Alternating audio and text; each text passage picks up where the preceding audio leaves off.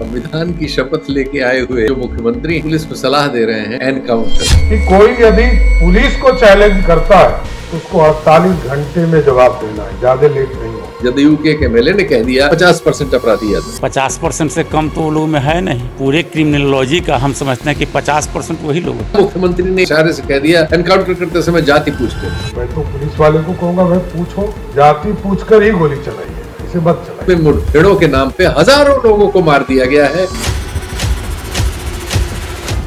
Media इसको celebrate कर रहा है। अपराध की कमर तोड़नी है, अपराधियों को लंगड़ा बना दो। मुसलमानों के खिलाफ हो रहे बहुत सारे अत्याचारों को नॉर्मल समझना शुरू। ईद पे इनके घर के आगे सोई काट के फेंक देंगे, पे देखेंगे क्या करोगे तो। ऐसी ही स्थिति यादवों के प्रति भी उत्तर भारत के बहुत सारे हिस्से में पाई जा रही है। यादव होना इस सरकार में गुनाह है। दलितों पे सारे अत्याचार यादव ही कर। 95% मुकदमे या अपराध करने वाले आपको जितनी हत्याएं हुई है उसमें 95% यादव कर रहा है। इसके लिए कोई हमारे पास किसी किस्म का कोई डाटा नहीं है, लेकिन परसेप्शन है। यादव निशाने पे आ गए। सरकारी नौकरी में उनकी हिस्सेदारी तो 1.57%। बिहार में ठेके में जो लोग यादव समाज से थे उनमें ज्यादातर लोग साइड लाइन कर दिए गए। और जिस जाति के मुख्यमंत्री होते हैं उस जाति के ढेर सारे अधिकारियों को विभिन्न राज्यों से भी बटोर लिया जाता है।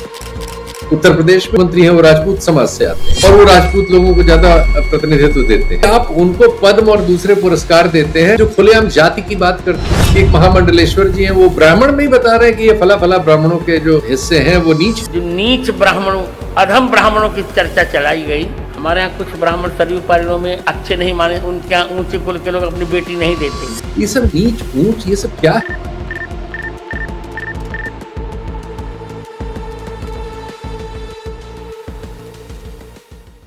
नमस्कार, मैं Sheetal P Singh, round table studio में आपका स्वागत है। आज हम एक बिल्कुल अलग विषय पर आपसे बात कर रहे हैं।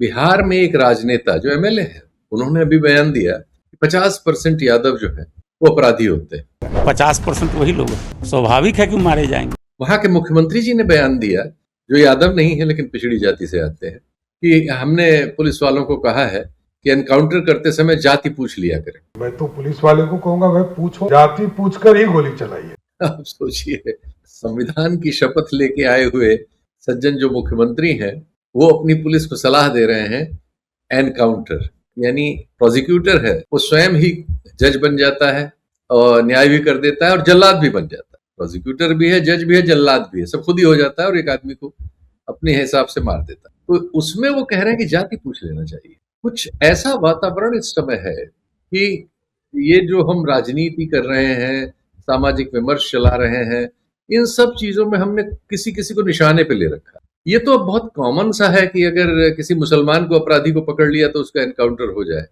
आज एक देश के सबसे प्रमुख रहे एक समय में एक चैनल है, वो लगातार एक किसी मुस्लिम युवक का पुलिस ने एनकाउंटर किया है, जान से मार दिया है। एक अपराधी था, पता नहीं, लेकिन वो अपराध कहीं प्रूव नहीं हुआ था, अलेज्ड अपराधी था। तो वो उसे बड़े न्यू नॉर्मल ले रहा है, बड़े जोर से दिखा रहा है इसको कि उसने ये काम किया था, इसके जवाब में पुलिस ने उसको एनकाउंटर कर दिया। सेलिब्रेट कर रहा है, मीडिया इसको सेलिब्रेट कर रहा है। एक अपराध, एक गैर कानूनी काम को, गैर संवैधानिक काम को मीडिया सेलिब्रेट कर रहा है। तो क्या हम लोगों ने समाज में समाज के ही कुछ हिस्सों को निशाने पे ले लिया है? उत्तर प्रदेश में ज्यादातर मामलों में पहले मुसलमान अगर कोई हो, अपराध में हो, जिसके नाम अपराध हो या जिसको अपराधी समझे, उसको जान से मारने में कोई हड़बड़ी हम दिखाते हुए प्रशासन को पाते हैं। दूसरा, वो कहते हैं कि अब यादवों को टारगेट किया जा रहा है। वो लिस्ट वगैरह है इस तरह की बहुत सारी। क्या ऐसा सचमुच है? उत्तर प्रदेश में ओबीसी तबके का जिसकी शादी हो रही थी, बारात लेके जा रहा था, रास्ते में उसे रोक के गोली मार दी। उसमें 3 अपराधी नाम से आ रहे हैं। एक मल्लाह जाति का है, एक यादव जाति का है और एक राजभर समाज। ये 3 हैं। अब राजभर चूंकि इस सरकार में हिस्सेदार हैं, उनके नेता जो है वो मंत्री हैं और मल्लाह जाति के भी एक नेता मंत्री हैं, तो उन दोनों का एनकाउंटर अभी नहीं हुआ है और यादव जी का एनकाउंटर हो गया पहले दूसरे दिन ही। लेकिन ये हो क्या रहा है? सबसे बड़ी बात यह है कि क्या हमने, हमारे हाई कोर्ट्स हैं, हमारे सुप्रीम कोर्ट हैं, हमारे मानवाधिकार संगठन है, पूरा मानवाधिकार आयोग है, कायदा कानून है, संविधान है, हम ये कर क्या रहे हैं? हम इस तरह से ये गैर कानूनी हत्यारों का संगठन बना रहे हैं पुलिस को, या पुलिस का काम मामले की जांच करके उसको अदालत के सुपुर्द करना है? ये समाज इस तरह की चीजों को स्वीकार क्यों कर रहा है? ये रोक क्यों आ रहा है इस तरह से? और इस तरह से कुछ समुदाय सीधे निशाने पर कैसे आ रहे हैं।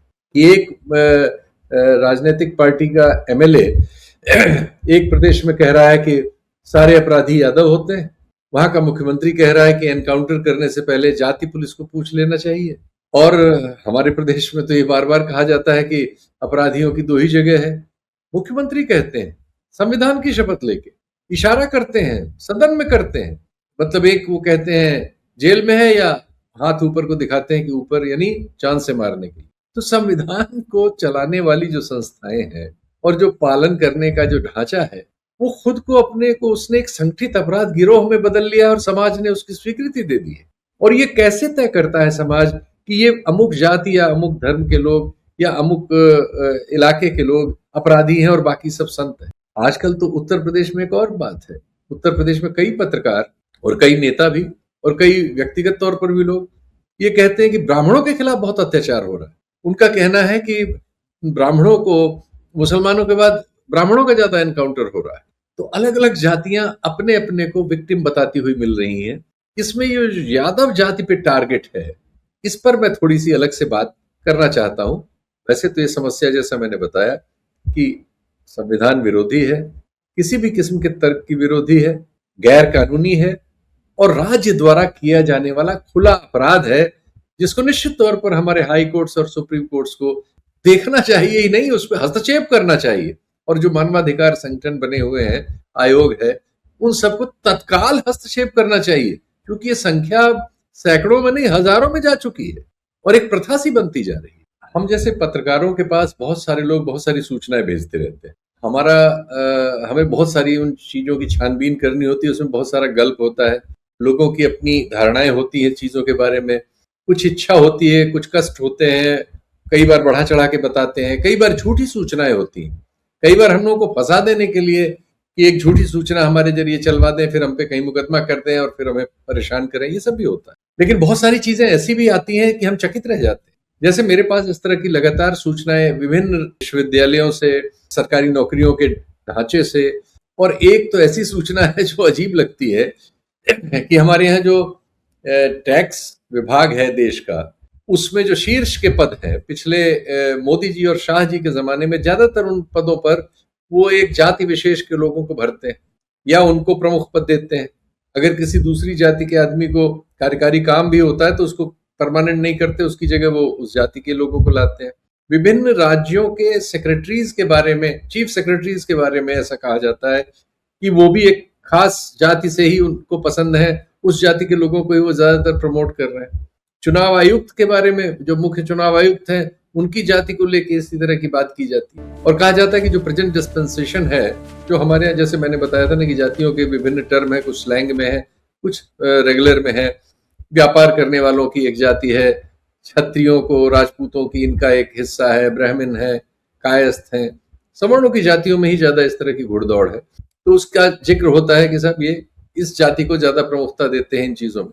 बात आती है कि उनके जो ऑफिस के स्टाफ है वो उसमें किन लोगों को प्रमुखता देते हैं, किन को छोड़ देते हैं। इस तरह की लिस्ट लगातार आती रहती है।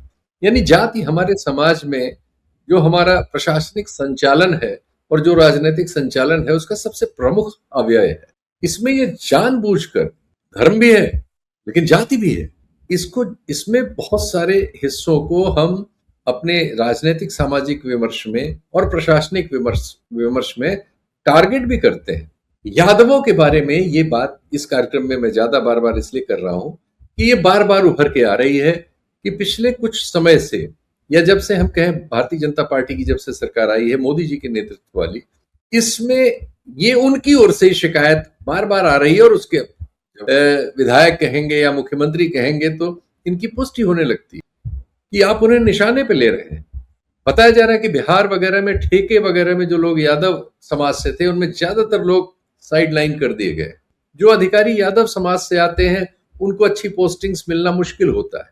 एक आध कहीं होते तो निशाने पे होते, उन पे हमेशा शंका होती रहती है कि वो जो इसके पहले जो वहां के राजनेता वगैरह रहे, जो उनकी जाति के हैं, उनके लिए इन्फॉर्मर का काम कर रहे हैं क्या। और जिस जाति के मुख्यमंत्री होते हैं उस जाति के ढेर सारे अधिकारियों को हम पाते हैं कि विभिन्न राज्यों से भी बटोर लिया जाता है, उनके कैडर वगैरह चेंज करा के और विभिन्न स्थानों पर रखा जाता है। ये सब हमारे यहाँ बहुत प्रचलन में है। कोई मुख्यमंत्री, कोई प्रधानमंत्री, उनके कार्यालयों में आप पाएंगे उनके सजातीय लोगों की भरमार हो। उत्तर प्रदेश में ऐसा कहने वाले बहुत से पत्रकार हैं जो लगातार लिस्ट आउट करते रहते हैं कि ब्राह्मण जाति के साथ इस समय ज्यादा अत्याचार हो रहा है, चूंकि जो मुख्यमंत्री हैं वो राजपूत समाज से आते हैं और वो राजपूत लोगों को ज्यादा प्रतिनिधित्व देते हैं। ऐसी लिस्ट भी आती रहती है जिलों की, एसपी, डीएम की, इतने राजपूत हैं, इतने को प्रमोट करके इस जगह पे रखा गया है, इन मुख्य पदों पर वो राजपूत को रखना चाहते हैं, नहीं रख पा रहे हैं, वगैरह वगैरह। और केंद्र से जो हमारे गृह मंत्री जी हैं उनके हस्तक्षेप से ये ऐसे बदला है, वैसे बदला है, ऐसी स्टोरीज की भरमार है। बहुत से पत्रकार इसको रेगुलर इंगित करते रहते हैं। ये सब कहने का मेरा अभिप्राय ये है कि जाति हमारे समाज में, हमारे राजनीतिक और सामाजिक प्रचलन में एक तो बहुत मुख्य बिंदु भी है और बहुत खतरनाक बिंदु भी है। दोनों साथ साथ चल रहा है। यानी आप काबिल से काबिल अफसर को उसकी जाति के नाम पर किसी अच्छी पोस्ट पे नहीं देंगे अगर उसकी जाति उस समय सत्ता में नहीं है, या आप समझते हैं कि वो विपक्ष के लिए मुखबिरी करने वाली जाति है, या आप समझते हैं और कहते हैं कि सिर्फ उसी जाति में अपराधी होते हैं, और आप फिर टारगेट करते हैं एनकाउंटर में उसी जाति के लोगों को ज्यादा मारते हुए हम लिस्ट पाते हैं।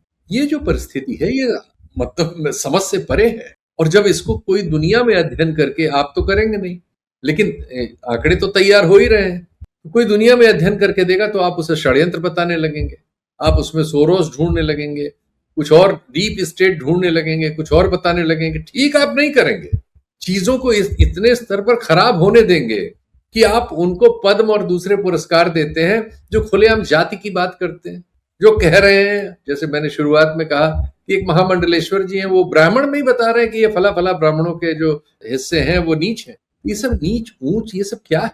आज के आधुनिक युग में जब सारी दुनिया वैज्ञानिक ढंग से चीजों का तर्क, फैसला तो वैज्ञानिक विश्लेषण के ही होते हैं, फैसले इन अवैज्ञानिक कुतर्कों के और माइथोलॉजी के तो नहीं होते। कोई संविधान माइथोलॉजी आधारित नहीं होता, कोई कानून इस आधार पर नहीं बनता, बन नहीं सकता।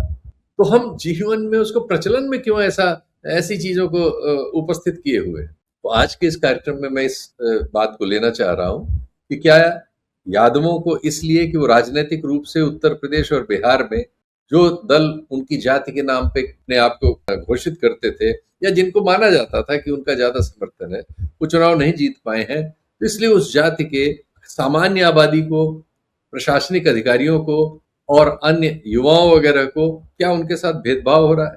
क्या एनकाउंटर करते समय ये देखा जा रहा है कि उस जाति के लोग हैं कि नहीं, और इस तरह की क्या संख्या बढ़ रही है, और क्या उनके साथ इस तरह के अन्याय हो रहे हैं? और ऐसी चीजें हो रही हैं तो ये कहाँ ले जाएंगी, इस सब पर बात करने के लिए कार्यक्रम। बिहार में यादव संख्या की दृष्टि से एक बड़ी जाति है, कोई शक नहीं इसमें, क्योंकि एक जाति जनगणना जैसा एक काम वहां हुआ था जब साझा सरकार थी नीतीश कुमार जी की और लालू यादव जी की। तो उस समय जो उन्होंने एक तरह से गणना की थी उसमें समझ में आया था कि करीब 14.26% यादव वहां है, जो तुलनात्मक रूप में सबसे बड़ा एक जाति समूह है। जो ईबीसी है जिसमें बहुत सारी छोटी छोटी जातियां हैं, वो सब करीब 36% से भी ज्यादा है। बिहार का सामाजिक ढांचा आप कह सकते हैं कि सवर्ण जातियों के तुलनात्मक रूप में दूसरे राज्यों की तुलना में ज्यादा प्रतिकूल। ओबीसी जो है वहां 27% के करीब है। शेड्यूल कास्ट की संख्या भी 20% यानी 19.65%। तो जो सवर्ण जातियां बसती हैं जिसमें मुस्लिम सवर्ण भी शामिल है, ये संख्या 15-16% के आसपास। तो ये वहां का एक सामाजिक स्वरूप है। निश्चित तौर पर करीब 15%, 14.5% आबादी यादवों की होने की वजह से समाज में राजनीतिक या अन्य रूप से उनका दिखाई देना एकदम स्वाभाविक प्रक्रिया है, एक स्वाभाविक क्रिया है। और बहुत सारे हमारे सामाजिक ढांचे में जो आर्थिक तौर तरीका है, जिसमें जमीनों का मिल्कियत होना, कारोबार वगैरह में होना, कुछ खास पेशों में कुछ खास जातियों का होना, इन सब चीजों से, और एक खास तौर पर जो दलित समाज के लोग हैं उनके पास आर्थिक संसाधनों का न होना, ये सब चीजें मिलजुल के अलग तरह की कैरेक्टराइजेशन हमारे समाज का करती हैं, जिसमें हम पाते हैं कि दलित जातियों के ज्यादातर लोग मजदूरी करने की स्थिति में ही रहते हैं, क्योंकि उनके पास दूसरे संसाधन ऐतिहासिक कारणों से नहीं है और वो बदले भी नहीं जा सके हैं 8वें दशक के बावजूद। अभी चीजें लगभग पुरानी लीक पर ही चलती हुई चल रही। तो इसलिए ऐसा बहुत जगह होगा कि हर जगह मजदूर होने के नाते उनका जो अंतर्विरोध किसान जातियों से होगा, उसमें यादव भी शामिल होंगे, उसमें सवर्ण जातियां भी शामिल होंगी। जिसके पास भी भूमि है या जो पशुपालन कर रहा है या जो इस तरह का कोई कारोबार कर रहा है जिसमें मालिक वो है, तो जो वहां मजदूर होगा, जो मालिक मजदूर का कंट्रास्ट है, वो कंट्रास्ट किसी ब्राह्मण के यहाँ भी होगा, राजपूत के यहाँ भी होगा, भूमियार के यहाँ भी होगा, और यादव के यहाँ भी होगा, और कुर्मी के यहाँ भी होगा, वो सबके यहाँ होगा।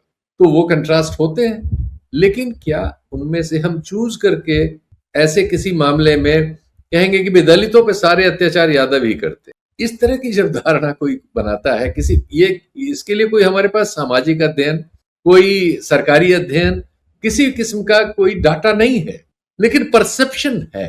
तो ये समाज में हम ये जो इसमें राजनीति का बड़ा रोल होता है। अब बिहार की राजनीति में ये जरूरी था क्योंकि एक लंबे समय तक लालू जी का परिवार वहां सत्ता में रहा और उसके लिए ये शॉर्टकट समझा जाता था कि माइनॉरिटीज, मुस्लिम आबादी और यादव आबादी को मिलके वो दोनों एक बड़ा फॉर्मिडेबल कंपोजिशन बना लेते थे और फिर उसमें कुछ और जातियां दलितों वगैरह की जुड़ जाती थी और वो चुनाव जीत जाते थे। उसका आप कहें जवाबी कार्रवाई करने के लिए बीजेपी ने जो बाकी सोशल ग्रुप्स थे, ईबीसी में थे, ओबीसी के दूसरे ग्रुप्स थे, उन सब के साथ उसने अपना गठजोड़ किया, उनमें सब में अपने पांव जमाए और उसने यादव मुस्लिम डोमिनेंस को हरा दिया। चुनाव में 2 बार हुआ, एक दूसरी चीजें क्रिएट हो गई। लेकिन ये सब करते समय जो कुछ उस समाज में हुआ, उसमें क्या हुआ कि निश्चित तौर पर हमारे सोशल परसेप्शन में यादव निशाने पे आ गए और फिर हमने बहुत सारी चीजें उनके गले में डाल दी। अपराधी होते हैं, दबंग होते हैं, गुंडे होते हैं, नौकरियों में ज्यादा हैं, इस तरह के बहुत सारे परसेप्शन हमने उनके सिर में पहना दिए कि सब फायदा उन्होंने ले लिया, ठेके पट्टी उनके पास है, माफिया है, ये सब चीजें हमने उनके गले में डाल दी। लेकिन जब हम इनका क्रमवार अध्ययन करना शुरू करते हैं तो हम पाते हैं कि जैसे सरकारी नौकरी है तो उसमें जो कास्ट सर्वे का डाटा है तो उसमें यादवों की जनसंख्या के हिसाब से तो वो नहीं है। सरकारी नौकरी में उनकी हिस्सेदारी तो 1.57% है। तो ये जबकि वो एक लंबे समय तक वहां सत्ता में रहे हैं। ईबीसी की वहां 0.98% है, एससी की 1.13% है। तो जब अध्ययन होते हैं तो हम पाते हैं कि जो परसेप्शन है और अध्ययन है उनमें जमीन आसमान का अंतर हो। लेकिन हम चूंकि समाज में विमर्श को खत्म कर चुके हैं और हम राजनीति में सफलता पाने के लिए झूठ का प्रचुर इस्तेमाल करते जा रहे हैं और ये सब उनके पक्ष में ज्यादा होता है जिनके पास संसाधन होते हैं, जो इन चीजों को मैनेज कर सकते हैं, जो इन चीजों को क्रिएट कर सकते हैं, जो इन चीजों को स्थापित कर सकते हैं, जिनके पास मीडिया है, जो शिक्षा के क्षेत्रों में बैठे हैं, जो जुडिशरी में बैठे हैं, वो इन चीजों को स्थापित करने में सफल हो जाते हैं। तो इसलिए इस तरह की धारणा बन जाती है कि सारे अपराधी यादव हैं। बहुत सारे अपराधी यादव हैं, ऐसा नहीं कि यादव सब गंगा नहा के लौटे हैं और बिल्कुल साधु लोग हैं, ऐसा भी नहीं है। लेकिन ऐसा हमारे पास कोई अध्ययन नहीं है कि हम इस तरह से कह सकें जैसा जदयू के एक एमएलए ने कह दिया 50% अपराधी यादव, या मुख्यमंत्री ने एक तरह से इशारे से कह दिया एनकाउंटर करते समय जाति पूछ लेना। तो जाहिर है वो अपनी जाति के लिए तो नहीं कह रहे थे, जिन जातियों का वोट लेके आए उनके लिए भी नहीं कह रहे होंगे, जिन जातियों के लिए वो बाकी जातियों की गोलबंदी करके आए हैं उनके लिए भी नहीं कह रहे होंगे। तो सब जानते हो किसके लिए कह रहे हो। तो बहुत सी जगहों पर ये राजनीतिक इशारा सीधे सीधे समाज में सीधे सीधे उन हिस्सों में पहुंच जा रहा है जिससे नुकसान हो रहा है। अब वो नुकसान किस तरह का है उसके लिए मैंने जैसे बताया, अमित यादव का पेज देखिए जो उत्तर प्रदेश में एक अपना यूट्यूब चैनल और फेसबुक पेज और इंस्टा वगैरह सब चलाते हैं। उस पेज का पूरा कैरेक्टर देख लीजिए, वो बताता है कि किस तरह की लड़ाई समाज में पैदा हो चुकी, जो परसेप्शन जनित है और जो स्थापित है एकदम। हालांकि उससे उनको भारी रेवेन्यू मिल रहा है, लेकिन वो एक सच्चाई को दिखा रही है। मैं उसमें वो देखना चाहता हूं, उनके रेवेन्यू को नहीं देखना चाहता, उनकी सफलता को भी नहीं देखना चाहता हूं। उनके बहुत सारी चीजों में मुझे नकार नजर आता है। इस तरह का कोई काम करना मैं तो नहीं पसंद करूंगा। लेकिन उनका एक प्रचलित पेज है और उस पर क्या होता है, रोज कोई न कोई आदमी जो सवर्ण जाति का है, ब्राह्मण पर्टिकुलर, वो आ रहा है। चूंकि वो एक कॉलम चला रहे हैं पोंगा पंडित, और उनका तर्क ये रहता है कि भाई पंडित मैं ब्राह्मणों के लिए नहीं कह रहा, पंडित कोई भी हो सकता है, हमारे शास्त्रों में लिखा है जो पढ़े सो पंडित होए। वो इस तर्क पे चलते हैं, लेकिन जो कहते हैं सुनने वाला जान रहा है कि किसको कह रहे हैं, इसलिए उनको गाली देने आने वाले सब पांडे, तिवारी, शर्मा, शुक्ला, मिश्रा ही हैं। उसमें कोई गैर ब्राह्मण नहीं आ रहा है, क्योंकि वो ब्राह्मण अपने कास्ट सुप्रीमेसी की लड़ाई लड़ने आ रहा है अमित यादव से। और उसकी पूरी बातचीत सुनिए, उस पूरे प्रोग्राम को उसके पेज पे चले जाइए, तो सारी बातचीत इसी पर निर्भर है। उसमें जो आने वाले लोग हैं वो अपनी कास्ट सुप्रीमेसी और मैं ब्राह्मण के यहाँ पैदा हुआ हूँ इस सुप्रीमेसी से भरे हुए हैं, और वो उसको फिर बातचीत में उसको अहिर वहिर कहेंगे, गाली वाली देंगे, और दोनों फिर रियलिटी पे आ जाते हैं जो हमारे समाज की सच्चाई है। जाति हमारे समाज की एक कड़वी और भद्दी सच्चाई है, और उस सच्चाई से ये विद्रूप पैदा होते हैं जो यहाँ है, और राज्य सत्ताएं उसका इस्तेमाल करते हुए इस तरह के गैर कानूनी काम को सामाजिक स्वीकृति दिला लेती हैं, जिसे एनकाउंटर के तौर पर हम आप जानते हैं, जिसमें मुठभेड़ों के नाम पे हजारों लोगों को मार दिया गया है। खुद ही जज बन के और खुद ही जल्लाद बन के पुलिस ने काम कर दिया। और कई बड़े अधिकारी, वीएन राय साहब डीजी रहे उत्तर प्रदेश में, डीजीपी रहे हैं सुलखान सिंह, खुलेआम कहते हैं कि ये पूरा सबको अपराध में ठेल रही है राज्य सत्ताएं, इनका इस्तेमाल कर रही हैं, और कल को ये फंस जाएंगे तो कोई इनके साथ नहीं खड़ा होगा। और बहुत से उन्होंने रेफरेंसेस दिए हैं कि जिन मामलों में इन्वेस्टिगेशन हो जाता है, सीबीआई जांच हो जाती है या मानवाधिकार आयोग वगैरह पकड़ लेते हैं, तो उसमें पकड़ा जाता है कि वो सीधा अपराध उन्होंने हत्या का कर रखा है, और पता चलता है रिटायरमेंट के बाद पुलिस वाले पूरी जिंदगी जेल में सड़ने के लिए आवश्यक होते हैं। कभी न कभी इनकी स्क्रूटनी होगी, समाज करेगा, समाज न्याय पे ही चल सकता है, न्याय पे नहीं। और जब भी इसकी स्क्रूटनी होगी तो ये सारे के सारे वो नहीं जो मारे गए, ये मारने वाले सब अपराधी के रूप में हमें नजर आए। तो हम एक ऐसे समाज की संरचना कर चुके हैं और उसको प्रचलन में ला रहे हैं, जिसमें हम किन्हीं को निशाना बनाने के लिए इस तरह की धारणाओं को बिना किसी अध्ययन के, बिना किसी डाटा के, बिना किसी रियलिटी के स्थापित कर रहे हैं और उसको सच भी मान रहे हैं। इसका जो सबसे खराब पहलू है वो ये है कि जब हम इस तरह के परसेप्शन जो राजनीति करने के लिए, राजनीति में फायदा उठाने के लिए पैदा किए जाते हैं और उनका दोहन किया जाता है, उससे सोसाइटी का बड़ा स्ट्रक्चर डिह्यूमनाइज हो जाता है, जहरीला हो जाता है। बहुत सारी चीजें फिर उसे बुरी होते हुए बुरी नहीं लगती। जैसे हमारे समाज के एक बड़े हिस्से ने इस समय मुसलमानों के खिलाफ हो रहे बहुत सारे अत्याचारों पर, जो बहुत स्तर पर हो रहा है, प्रशासनिक और अन्य स्तरों पर, उनको नॉर्मल समझना शुरू। कई बार तो बदला है उसमें, और कई बार नफरत है, और कई बार मिसकंसेप्शंस हैं जिन्होंने उसको ऑप्ट कर लिया। ऐसी ही स्थिति यादवों के प्रति भी उत्तर भारत के बहुत सारे हिस्से में पनपाई जा रही है, और वो धीरे धीरे हमारी सहमति ले रही है। ये बहुत खराब है। इसलिए खराब है कि जब आप किसी चीज को अपने कॉन्सेप्ट में डिह्यूमनाइज कर लेते हैं, आप चीजों को मान चुके होते हैं, उनमें आप किसी भी तथ्य को, रियलिटी को सुनने समझने के लिए तैयार ही नहीं होते, तो चीजें फिर सामाजिक तौर पर इतनी बिगड़ जाती हैं, और फिर जाहिर है कि हर चीज एक प्रतिक्रिया भी लाती है साथ। आप ऐसा नहीं हो सकता कि इतनी बड़ी आबादियों को आप इस तरह से ऐसी श्रेणीबद्ध कर दें जिसमें आप उनके लिए मानवीय ढंग से सोचना ही आपका बंद हो जाए। ऐसे खुद समाज अपने लिए ज्यादा बड़ी परेशानियां इनवाइट करते हैं। दुनिया के अनुभव हैं, अगर हम न करना चाहें हमारी जिद है, लेकिन ये दुनिया के अनुभव है। और जब संवेदनशीलता से, एक सामाजिक समझ से, आधुनिक ज्ञान विज्ञान से इसका परीक्षण किया जाता है, तो आप इनका निवारण कर सकते हैं।